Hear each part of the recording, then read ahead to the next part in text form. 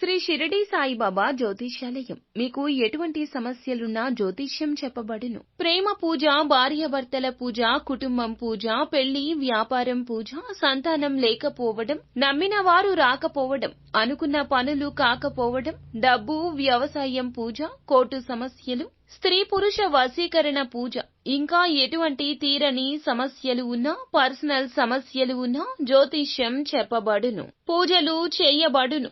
WhatsApp లేదా phone ద్వారా సంప్రదించండి. Phone number 9515466718.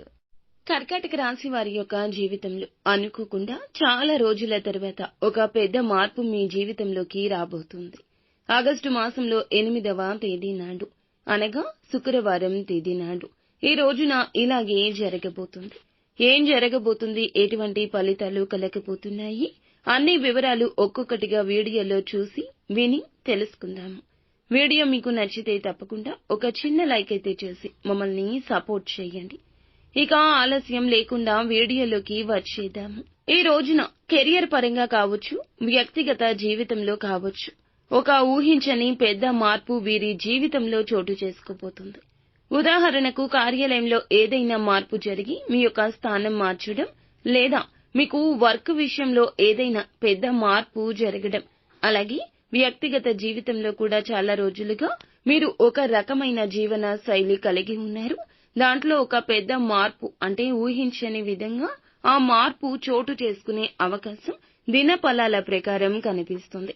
మిగిలిన అంశాలు మాత్రం మిశ్రమంగానే కానవస్తున్నాయి. ఈ రోజు ఒక కొత్త వ్యక్తితో పరిచయం ఏర్పడుతుంది.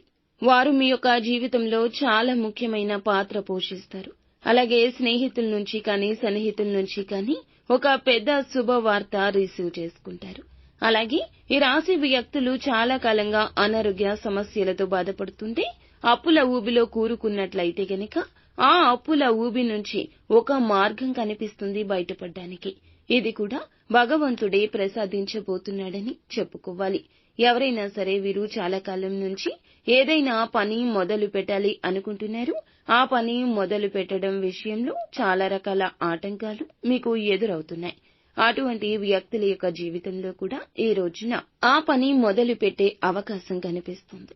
ఈ రోజు ఈ రాశి వ్యక్తులు చాలా కాలంగా ఆర్థిక సమస్యలతో బాధపడుతుంటే మీకోసమే ఈ వీడియో. ఆ సమస్య నుండి బయటపడడానికి ఒక మార్గం వింటున్నారా? నిజంగా ఒక మార్గం వస్తుంది. చెడుగా ఆలోచించొద్దు, మంచిగా ఆలోచించుకోండి. ఆ యొక్క మార్గాన్ని సద్వినియోగం చేసుకోండి. ఆ యొక్క ఊబి నుంచి బయటపడతారు. ఇది భగవంతుని ఇచ్ఛ. అలాగే కుటుంబ సభ్యుల్లో చిన్న చిన్న మనస్పర్ధలు కానవస్తున్నాయి. వ్యాపారస్తులకు వినియోగదారులతో చిన్న చిన్న స్పర్ధలు కనిపిస్తున్నాయి.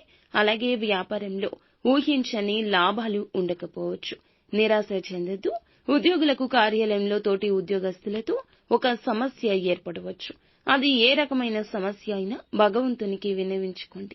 సమస్య నుండి బయటపడాలని మీరు జాగ్రత్తలు తీసుకోండి. ఈ విధంగా అనుకూల ప్రతికూల ఫలితాల మిశ్రమంగా ఈ రోజు గడవబోతుంది. కానీ జీవితంలో ఒక పెద్ద మార్పు సూచన ఉంది. గమనించుకుంటే, ఉపయోగించుకుంటే మీ లైఫ్ యూ టర్న్ తీసుకుంటుంది. నిత్యం శివారాధనతో పాటుగా విష్ణుమూర్తి ఆరాధన కూడా ఎంతో ఉత్తమం.